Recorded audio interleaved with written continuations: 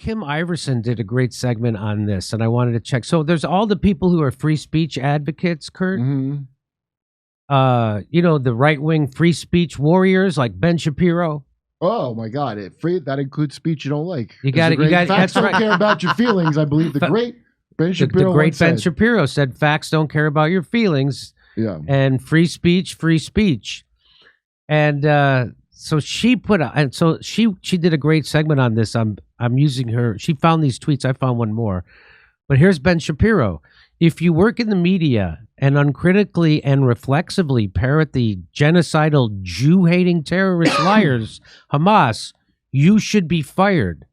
So that's Ben Shapiro apparently saying you shouldn't have free speech, and if you do use it, you should lose your job. You should be canceled. Well, facts do care about his feelings. It turns Facts out. do care about his feelings. Yeah. Obviously, facts care about the feelings. Isn't it funny to watch? Of Israel. It's like everybody has their own special thing that shows them to be just exactly like the people they claim to hate. Okay. Ben Shapiro claims they hate those liberal snowflakes who can't take freedom of speech and hearing ideas that they don't like until it's an idea he doesn't like, and then he wants you fired from your job. Well, that's different. It's hate speech. This is amazing to me. Well, I'll tell you what's amazing is back when it started up with you should get fired for saying whatever it is I don't like retroactively. And I went, boy, you guys sure are acting like crazy far right wingers. I remember from, like back when Harry Potter was being burned by crazy Baptist kind of people out here. All these churches were like, it's witchcraft. They were burning Harry Potter.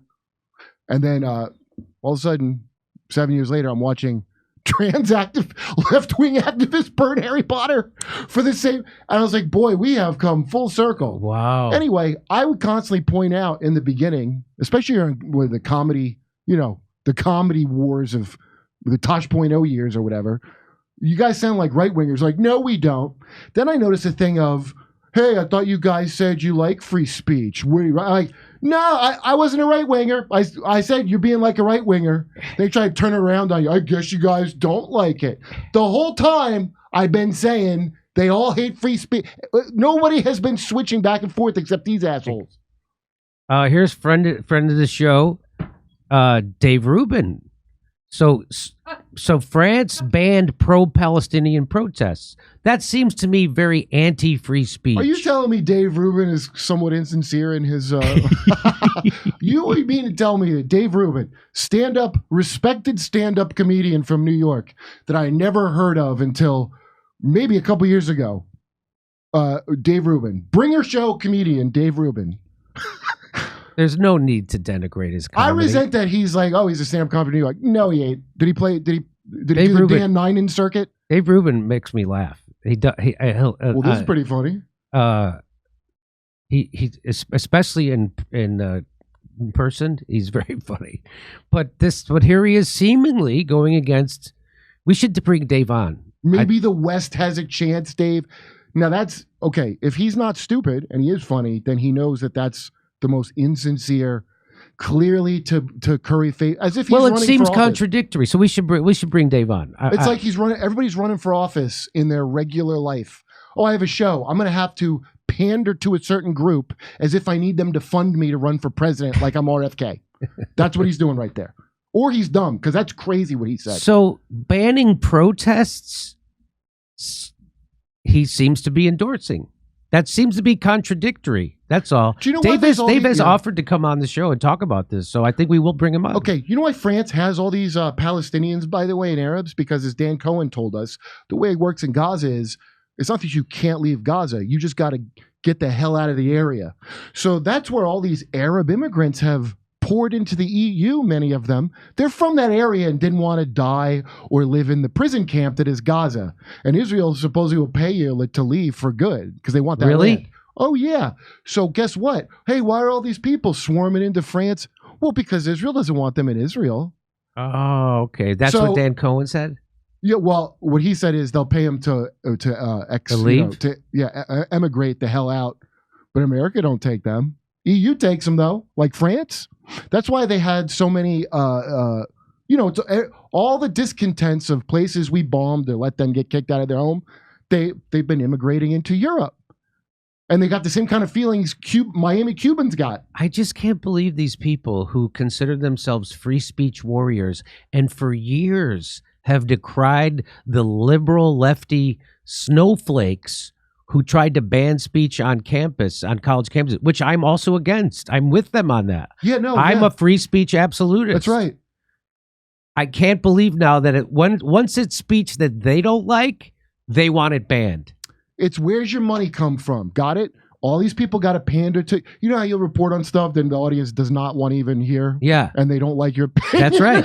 And they're mad at you? Like when I told people that Bernie was selling you out over the CARES Act, that Bernie was selling you out for Joe Biden, when Bernie was selling you out for Ukraine. My fans used to be all Bernie supporters. They were, and I lost a lot of those people over that. And who gives a rat's ass? And I'm just like, well, what do you want me to do? Lie to you? I'm not going to do that. But there's lots of people who will, on a dime, completely go against everything that they've been claiming is their value. Free speech, like Ben Shapiro. Completely, he couldn't, for years, ever since I've first heard... don't care about your feelings. It's absolutely ridiculous. The first thing I ever heard about him was decrying people trying to ban right-wing speech. You should absolutely be fired.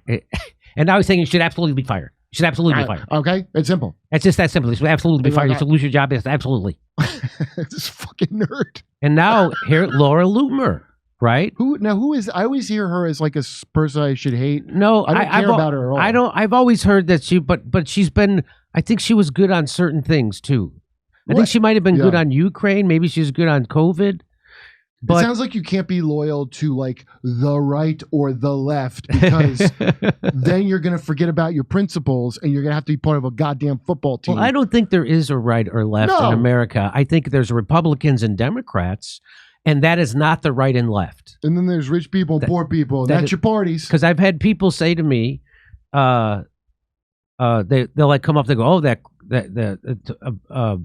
so my crowd used to be all Bernie Sanders people when I would do live shows. Yeah. And now it's mixed. There's people who vote Republican and Democrat. And hopefully less and less of those and lots more independents, but people who consider themselves conservatives and progressives. So anyway, you know what this is, by the way? People say, your audience is getting to be right wing. And I'm like, you mean people who are for bodily autonomy? Is that right wing? Because that's my body, my choice used to always be considered lefty. You mean people who are anti-war and pro-peace? That's a right wing position now? People who are for freedom of speech? That's now a right wing position? So this idea that there's right and left, it's just Republican Democrats is what they're talking about, because those things are all traditional left wing values. Being for bodily autonomy, my body, my choice, being anti-war, pro-peace, and being for free speech, absolute. Those are all lefty values. And now if you're for that, they call you a right-winger. Yeah, it's an insult. It's like being... So Laura Loomer says, here in Denmark, hate speech is outlawed. Colloquially, it's called the racism paragraph, right? So that's it.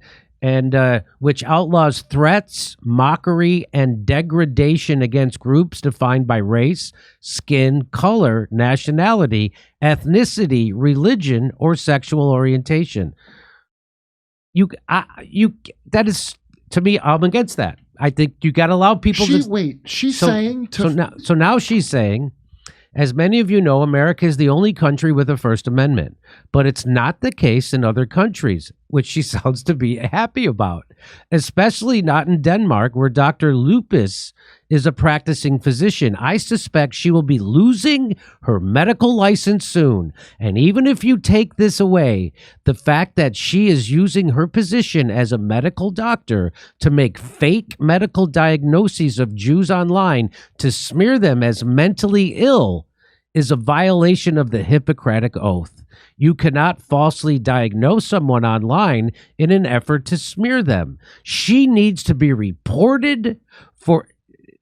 Are you kidding? No, I'm not kidding. She needs to be reported for abusing her medical license. Her behavior is dangerous and highly illegal as a medical professional. That's unreal. That's unreal. So now all these people who claim to love the First Amendment and love to be free speech absolutists now want people to be fired from their jobs and lose their ability to practice medicine and be disbarred from so they want to. So now they're the cancel culture.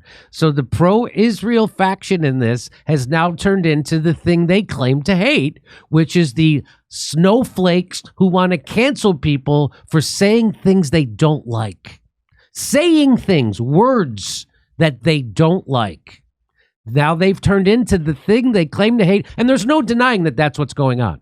You can't deny that. By the way, Jimmy, if let's say you tweeted something reprehensible like, I stand with Hamas, you didn't really stand with them. You tweeted a thing. Yeah. Really not the same thing. That's right. So they've made up this thing that you actually stand with someone by running your mouth. This is the right-wing equivalent of that dippy Hollywood actor signed to Joe Biden petition. This is the thing you'd make fun of dumb Democrats about. This is the version of that. You go on Twitter and go, I think they should lose that.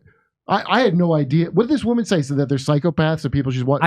So I'm guessing. I don't know exactly what she's referring to, but it sounds like she's referring to someone who's a doctor who was saying, calling people psychopaths. Possibly, again, this is speculation, but no matter what it is, and that's going against what they used to believe and decried other people for doing. And here's one more. Now, Megyn Kelly, I don't think this might not fall into the same category. So you tell me, Kurt, what you think. So here's people protesting. I think this is at Harvard. She says, look at these disgusting terrorist sympathizers. Now is she psychologically diagnosing them? Maybe she should be canceled. I don't think disgusting is a psychological diagnosis, though. She calls them terrorist sympathizers. I don't even think that is. They're stochastic terrorists is what I would go. They're stochastic. The aggressors here from Harvard Law, on the law review no less, and Harvard Divinity. Who would hire these lunatics? Well, that's definitely calling them psychological. Israel Harvard Business School student accosted and harassed amid Gaza die-in on campus. Well, this is how violent what they're doing. So she's not saying that they should be canceled. So I don't think she deserves. No, she is. She goes, who would hire them? She said who would hire them. She's not saying they should be fired. So that's not I don't think she should be included in this. So I'll give Megyn Kelly a pass for this. I won't give her a pass. I think she's suggesting that it's another one of those they should never work again. And also, she's a scumbag too. Like anybody out there that's mad, this is the most nothing protest. In fact, I can't say it's a nothing protest because people are going, they shouldn't get to work again. That's right. So I would normally be like, whatever. But these people are freaking out. And guess what? That makes it not a nothing protest. Now they're making a big point by doing that. So now Rebel News Canada, which did great job. They did great work covering the trucker protests. They did other great jobs covering the WEF and the Davos and all that stuff. And they're also free speech people, but not now. So now Rebel News Canada says, petition, fire Jama. Ontario NDP MPP Sarah Jama has accused Israel of apartheid for defending itself against Hamas's wave of brutal terrorism that targeted innocent women and children, and they want to fire her for that. And that's, by the way, that's not why she accused it of apartheid. It was accused of that long before. Well, every human rights organization in the world has accused Israel of being an apartheid state. So should they all lose their jobs at the human rights organizations? Yes. I guess according to Rebel News, they should. That's too bad to see Rebel News do that. I guess they don't rebel that hard. They don't rebel Gaza hard, do they? Where's the consistency? That's all I'm asking for. And I'm just saying it's funny to watch these people turn into the thing that they claim to hate, which was the liberal lefty snowflakes who were against free speech on college campuses and wanted to censor and silence right-wing speech. And when they wanted to do that, the facts don't care about your feelings. But now they really have feelings about this. I think the wealthy donors of all these people are not worried about their consistency. They're worried about their adherence to not step on the thing that Papa Moneybags likes. So here's this guy named Kurt Schlichter. So this is from January 31st, 2021. He says, absolute free speech, no compromise. I'm with you, Kurt. And then he says, I was against canceling students, but students decided canceling was a thing. So now I feel that it needs to be inserted in their collective rectum and they need to suffer. You know, okay. So that's what he's saying now. So that's quite a shift. Yeah. So you became the thing you hated. By the way, and all it took was this. Yeah. So again, Jon Stewart once said, he made a great point. I'm not a fan of Jon Stewart, but he did make a great point once when he said, you have to follow your values when it's tough to follow your values. Either if you don't, then they're not values, they're just hobbies. And that's what this guy's reverence for free speech is, a hobby. He doesn't really believe in it because now his feelings are hurt and he wants someone else to pay. Yeah. By the way, he's not going to, look into the actual conflict at all. No. My feelings, by the way, I know nothing about it on purpose. I purposely only look at the part I want of that thing because I have a dog in this fight.